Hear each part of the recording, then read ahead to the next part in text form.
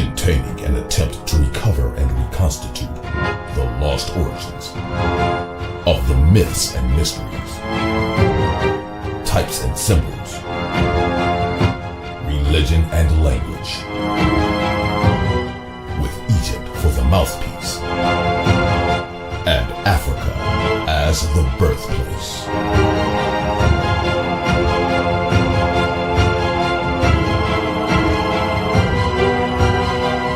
Welcome back to the Deep Dive. We have a stack of research on the virtual table today that is, frankly, going to make a lot of people uncomfortable. I think that's putting it mildly. We are looking at what is arguably the most terrifying, the most confusing, and the most hallucination-inducing text in the entire Western canon. It is certainly the book that has invented the concept of the nightmare scenario. It's the blueprint for the end of everything. We are talking, of course, about the book of Revelation. Of course. Now, usually when you open up a conversation about Revelation, you get one of two very distinct vibes. Mm-hmm. Either you have the evangelicals, the futurists, who are watching cable news and checking off boxes. Plague. Check. War in the Middle East. Check. Here comes the Antichrist. Right. For them, it is a literal roadmap for next Tuesday. They've got the charts and the timelines all mapped out. Exactly. Or you have the other lane, the academics, the history buffs. The sober-minded scholars. They roll their eyes at the street preachers and say, calm down. This isn't about the future. This is just a political cartoon from the first century. It's resistance literature against the Roman Empire, a critique of Rome, written in code to avoid persecution. That's the standard academic view. But our mission for this deep dive is to ask a much stranger, much bigger question. What if both of them are wrong? And not just a little wrong? No. I mean, what if they're holding the map upside down and trying to navigate a city that doesn't even exist on this planet? That is the question we are posing today. And to answer it, we aren't just looking at modern theology. We are staging a heavyweight fight. I love a good brawl. Let's introduce the contenders. Okay. In the blue corner, representing the absolute gold standard of modern university scholarship, we have Bart Ehrman. We're looking specifically at his recent book, Armageddon, what the Bible really says about the end. Ehrman is a heavy hitter.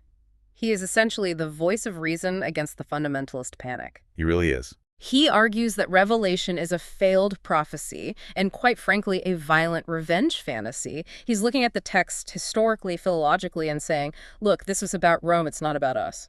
Right.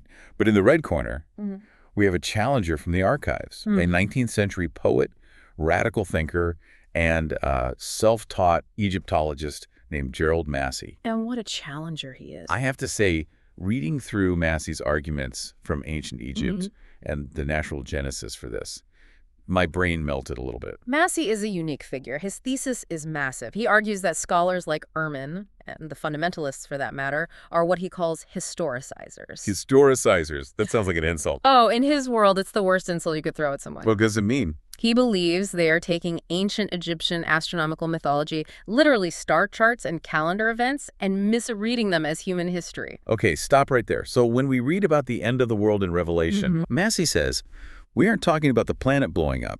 We're talking about a star moving its position in the sky. Precisely. Or a constellation shifting at the turn of an age. And what if John the Divine wasn't a Christian on Patmos, but an Egyptian scribe named Tat-an? Now you're getting it. Okay, let's unpack this. Because if Massey is right, everyone has been reading the map upside down for 2,000 years. It's a staggering claim. It really is. But before we get to the star maps and the Egyptian gods, Yeah. we have to understand the modern misunderstanding. We need to lay out what the standard model looks like so we can see how Massey just tears it apart. Agreed. Let's start with Bart Ehrman. So Ehrman's a big deal in biblical scholarship. What is his fundamental problem with how people read Revelation today? Well, Ehrman's entire approach is grounded in one principle: context. He argues that you cannot understand Revelation unless you realize it is a product of its time, the first century Roman Empire. Right. So he focuses heavily on the author. Exactly. Now, tradition says this is John the Apostle, the disciple of Jesus, the same guy who wrote the Gospel of John. The beloved disciple. Right. And Ehrman, backed by most modern scholarship, says absolutely not. And he's not just guessing. He looks at the Greek text. And what does he find? The Gospel of John is written in this lofty, philosophical, flowing Greek. It's beautiful, the book of Revelation. The Greek is rough. It's ungrammatical in places. It's full of Hebraisms, phrases that sound like they've been translated directly from Hebrew or Aramaic. So it's like comparing Shakespeare to a text message from someone who is angry and typing with their thumbs. That's a fair analogy. It's a completely different voice. So who does Ehrman think wrote it? He identifies the author as John of Patmos. He describes him as a Jewish Christian, likely a refugee from Palestine, who is absolutely furious at the Roman Empire for destroying Jerusalem and the temple in 70 AD. So he's not a mystic seeing the end of time. He's a political refugee with an axe to grind. Essentially, yes. And Ehrman's main point in Armageddon is that this author expected the world to end soon, in his lifetime. Imminently. Yes. He expected God to come down and utterly destroy Rome, the great oppressor, the whore of Babylon. And the awkward fact, as Ehrman points out, is that it didn't happen. The prophecy failed. It failed. Rome fell centuries later for complex socioeconomic reasons, not because a seven-headed beast was thrown into a lake of fire. And this leads to the part of Ehrman's argument that I found really striking, the violence. Oh, it's central to his critique. I think a lot of people have this idea of Jesus from the Gospels. Mm-hmm. Turning the other cheek, love your enemy, blessed are the peacemakers. Gentle teacher. Exactly. Yeah. But Ehrman points out that the Jesus of Revelation is, well, he's a horror movie villain. It is a jarring contrast. Ehrman spends a lot of time on this. In the Gospels, Jesus is the suffering servant. He's the lamb led to the slaughter. Right. In Revelation, he is a general leading an army. His robe is dipped in blood before the battle even starts, and he is calling for the birds of the air to come and gorge themselves on the flesh of kings and captains. It is a slaughter. There's that specific translation issue Ehrman brings up, the bed of suffering. This was wild. Yes. This is regarding the message to the church in Thyatira. There's a figure called that woman Jezebel. She's likely a local prophetess who is accused of misleading believers. Okay. The text says Jesus will cast her onto a bed. Now, many translations soften this to sick bed or bed of suffering. Which sounds like she's just going to get a bad flu, a divine punishment, but still. Right, but Ehrman argues the Greek is much more brutal. The word kleine can just mean bed, but in context, it implies a bed of sexual violence or extreme physical punishment. And then the text gets even more explicit. This is the part that, yeah. It says, and I will strike her children dead. I will strike her children dead. That is in the Bible, spoken by Jesus. It is. Ehrman's point is, how do you reconcile a Jesus who kills children to prove a point with the Jesus of Nazareth who said, let the little children come to me? And Ehrman's conclusion is basically, you can't. You can't. He concludes that Revelation is a revenge fantasy. It's the dream of an oppressed people wanting to see their oppressors suffer in the most horrific ways imaginable. And this is where he makes the leap to modern times.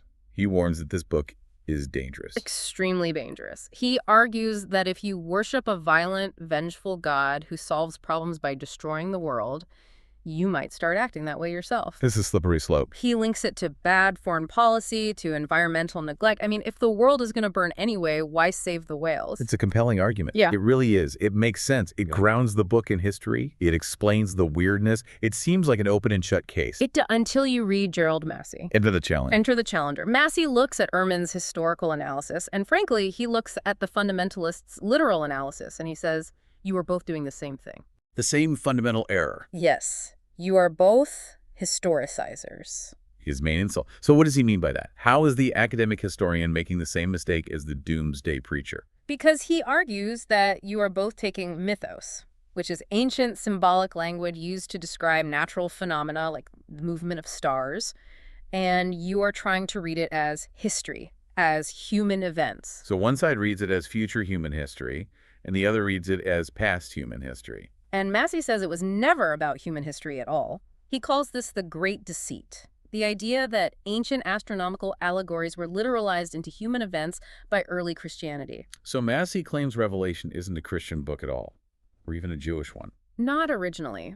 Massey argues that the Book of Revelation is a slightly garbled version of the ancient Egyptian ritual of the resurrection, which we often call the Book of the Dead, combined with the mysteries of Amenta. Amenta being the Egyptian underworld. Precisely. He believes the symbolism, the characters, the sequence of events, it's all Egyptian astronomical mythology. He says Revelation isn't the link between the Old and New Testaments, it's the link between the Egyptian myths and the Christian Gospels. Okay, let's get specific, because that's a huge claim. Let's go back to the author. Ehrman says it's John of Patmos, an angry Jewish Christian. Who does Massey say it is? Massey identifies the author not as a human named John, but as a title, a role. The role of the Egyptian scribe of the gods, Tot Aaron. Tot Aaron. Break that down for us. Tot is Thoth, the great god of wisdom, writing, the moon, the divine reckoner. Aaron is the name of the scribe specifically associated with him. In Egyptian, Aaron literally means the saluter. The saluter, like a soldier saluting a flag. More like a worshiper greeting the dawn. In Egyptian iconography, you often see the cynocephalous ape, the Kaf ape, sitting with its paws raised, as if in prayer, saluting the rising sun. An ape. That ape is the emblem of the scribe Aaron. It was the sacred animal of Thoth. Wait, hold on. You're telling me Massey's theory is that the author of Revelation is a monkey? Symbolically, yes. The ape was the recorder of time, the one who chattered at the sunrise, announcing the new day. Massey argues that John is just a localized, later version of Apollyon. The names drift over thousands of years. But the role, the scribe who records the visions of heaven, remains the same. That's a lot to take in. It is. Okay, what about Patmos? Ehrman says John was exiled to the island of Patmos. It's a real place. You can take a ferry there. Massey says the name might be attached to a real island now, but the origin is mythical. It's a celestial landmark. How so? In the Egyptian ritual, specifically chapter 175 of the Book of the Dead, the scribe finds himself in the Isle of Flame. It's a celestial location, a place in the heavens where the sun is reborn from the cosmic ocean of the sky. The primordial waters. Exactly. Massey argues that the later editors of the Bible took the celestial geography, and in their attempt to historicize the myth, they tried to pin it down to a map of Greece. They took a star location and turned it into a rock in the Aegean Sea. They grounded the myth. They historicized it. Precisely. They took something that happened in the heavens and said it happened to a man on an island. This is already bending my mind. Yeah. But the real proof has to be in the text itself. Right. Revelation is famous for its crazy symbols. Absolutely. The lamb, the dragon, the whore of Babylon. Ehrman says these are codes for Rome and its emperors. Massey says, look up. Look up. To the night sky. Let's start with the lamb. This is central to Revelation. The lamb slain from the foundation of the world. Right. And Ehrman finds the lamb confusing. He calls it a mixed metaphor because it's a victim, it's been slain, but it also has 7 horns and conquers people with wrath. He can't make sense of it because he's trying to make it a metaphor for a person. Massey says it's not a metaphor for a person at all. It's a timekeeping device. A clock. An astronomical clock. He is talking about the precession of the equinoxes. We need to explain that briefly because my head spins just thinking about it. Briefly, the Earth wobbles on its axis like a spinning top. Because of this wobble, the constellation that rises behind the sun at the dawn of the spring equinox changes very slowly over time. Oh. It takes roughly 2,155 years to move through one sign of the zodiac. This is a great month, or an age. So we had the age of Taurus, the bull, then the age of Aries, the ram. And then the age of Pisces, the fish, which is what we've been in.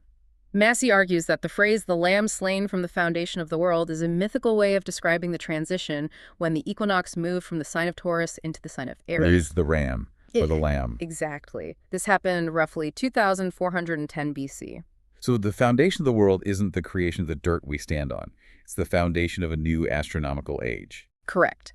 A new world, or eon, began when the stars shifted. The slaying of the lamb isn't a murder. It's the symbolic death of one age giving way to the next. The 7 horns on the lamb. Massey says those represent the 7 powers or spirits associated with that constellation in Egyptian cosmology. It's technical, but his point is that the imagery matches the star charts of that specific era perfectly. Wow, okay, that's the lamb. What about the dragon, the great red dragon with 7 heads and 10 horns? Ehrman says that's Satan, or maybe a code for the Roman Empire, or Nero. The great cosmic enemy. But Massey says, again, look at the north sky. He identifies the dragon as the constellation Draconis. The dragon constellation. I remember seeing that on star maps. It snakes around the Little Dipper, Ursa Minor. Right. Now here is the key to the whole war in heaven. Thousands of years ago, the star Thuban, which is Alpha Draconis, was the pole star. The unmoving center. It was the unmoving center of the heavens. It was the throne of the night sky. Everything revolved around it. It was the symbol of supreme stable power. But the Earth wobbles, the precession. And because of that wobble, Draconis eventually fell from that central position. It lost its place as the pole star. It was cast down. The new pole star became Polaris in Ursa Minor. So wait, the verse.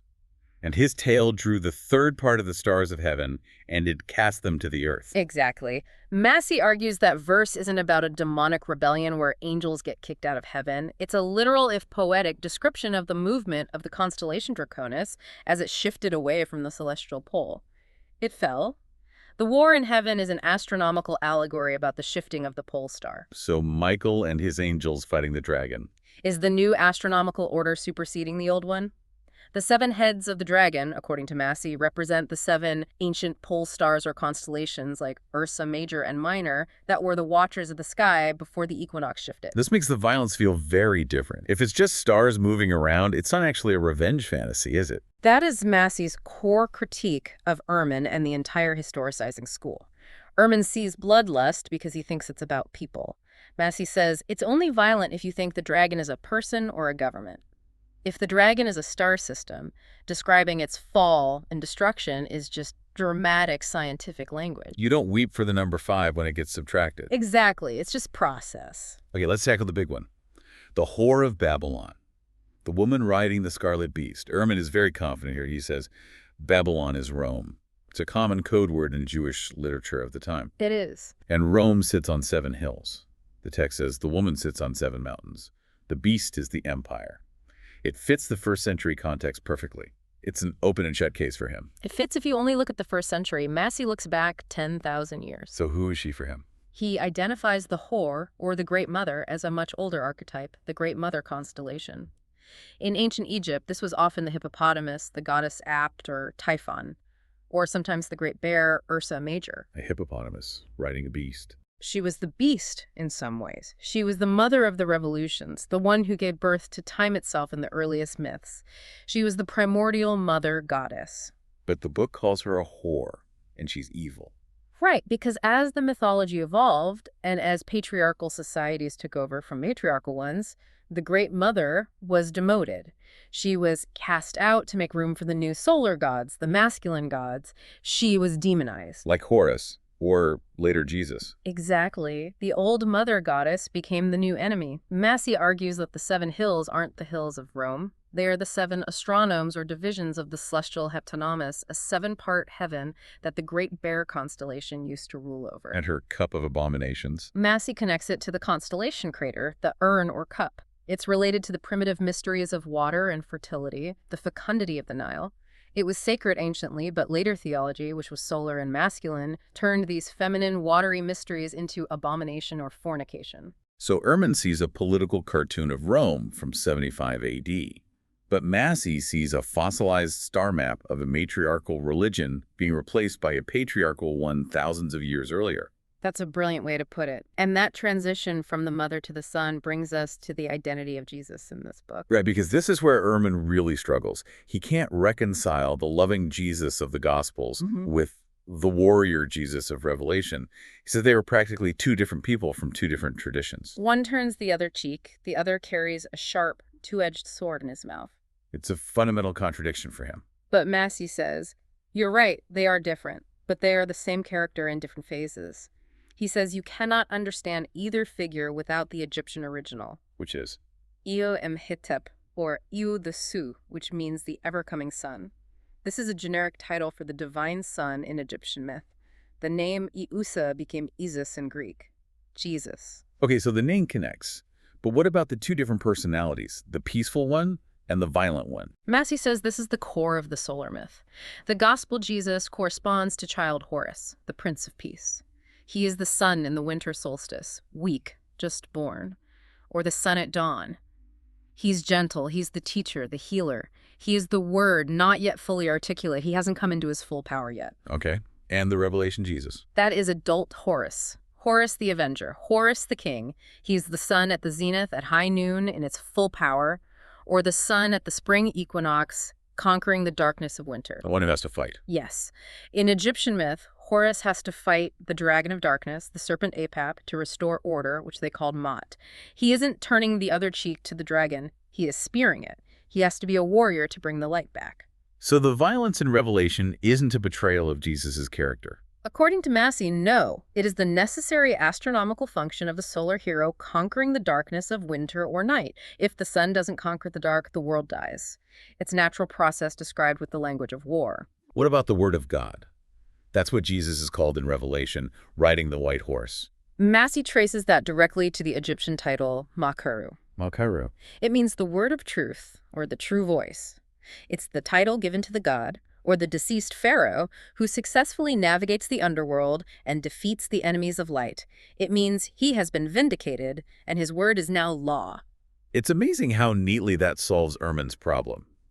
Ehrman is pulling his hair out, trying to figure out why this first-century author made Jesus so violent, but Massey is saying, it's not about psychology. It's about the sun fighting the night. Exactly. And because Ehrman and the Academy are stone blind to the astronomical key, as Massey puts it, they have to invent psychological reasons for the violence. They have to assume the author was a traumatized refugee projecting his rage. What about 666? We can't do a deep dive on Revelation without the number of the beast. Ehrman's view is the standard academic one, right? Yes, he argues it's gematria, a Hebrew number code for Nero Caesar. If you spell out Neron Kizar in Hebrew letters, the numerical values add up to 666. It's a very strong historical argument. And Massey. Massey, true to form, looks to the stars and the older myths. He connects the beast with 10 horns to the Typhonian 7, the 7 stars of the Great Bear, plus the head and tail of the Dragon of Eclipse. The Dragon of Eclipse. Yes. In ancient astronomy, the nodes of the moon's orbit, the points where solar and lunar eclipses can happen, were called the head and tail of the dragon. Massey argues the imagery of the beast rising from the sea describes a celestial configuration associated with darkness and chaos, not a specific Roman emperor. It's just a completely different universe of interpretation. It really is. One is locked into a few decades of Roman history. The other spans millennia of skywatching. This brings us to the so what of the episode, the end of the world. Ehrman is genuinely worried about this. He wrote Armageddon because he thinks believing in the end times is dangerous. It makes people passive, or even worse, it makes them want to hasten the end. And Ehrman is right to be worried, if you read the book literally. He sees the real-world consequences of this belief, from personal anxiety to catastrophic foreign policy. But Massey offers a review of that fear. He would say Ehrman's fear is based on the same fundamental mistake. Yes. He says the end of the world in the source text was never about the destruction of the physical planet. It's a misunderstanding of the term. It's about the cycle. The cycle of precession. When the star clock ticks over from Taurus to Aries or Aries to Pisces, that world, that age, that eon ends, a new one begins. There is often imagery of a deluge of water or a purification by fire to describe the transition, but it's a metaphor for the end of a time cycle. So when the Bible talks about the stars falling from the sky and the moon turning to blood, it's describing the visual effects of the changing heavens over thousands of years, or perhaps eclipse phenomena. It's not a prediction of nuclear war or asteroid impacts. It's the end of an age, not the end of the Earth. Massey has this great line where he critiques the academics. I think you mentioned it earlier. He says they are lynx-eyed to details, but stone blind to the general scheme. Yes. He means they can argue for years about a specific Greek verb tense in Revelation, but they miss the fact that the entire story is a copy-paste of a 10,000-year-old star map from the Nile Valley. They're so focused on the individual trees they can't see the ancient forest. So if Massey is right, and it's a huge if, but let's go with it, we have a situation where millions of people are waiting for an Armageddon that technically already happened. That is the provocative thought, isn't it? If Massey is right, Armageddon was the astronomical transition that happened when the bull gave way to the ram roughly 4,000 years ago. The war was fought in the stars, the dragon was cast down, meaning the pole star shifted, and the new age began. The whole drama is over. It's tragic in a way. You have people looking at the Middle East, looking for the Antichrist, terrified of the future. And Massey would say they are terrified of a calendar event that is ancient history. It changes the nature of the tragedy. It shifts from the world is going to end to we have completely forgotten how to read our own most sacred myths. That's a huge shift. It is. Ehrman argues the book is dangerous because it's a violent, failed prophecy that breeds violence. Massey implies the book is dangerous because it's nonsense unless you read it as Egyptian mythology. But if you do read it as mythology, Then it's not dangerous at all. It becomes a repository of ancient scientific timekeeping. It turns from a book of terror into a book of science, a record of our ancestors' incredible knowledge of the cosmos. it's a repository of science that we, through misunderstanding, turn into a religion of fear. Precisely. And that is the ultimate irony. The gnosis, the secret knowledge that Massey talks about, was the knowledge of these cycles. The so-called Gnostics, who the early church called heretics, they knew these were myths.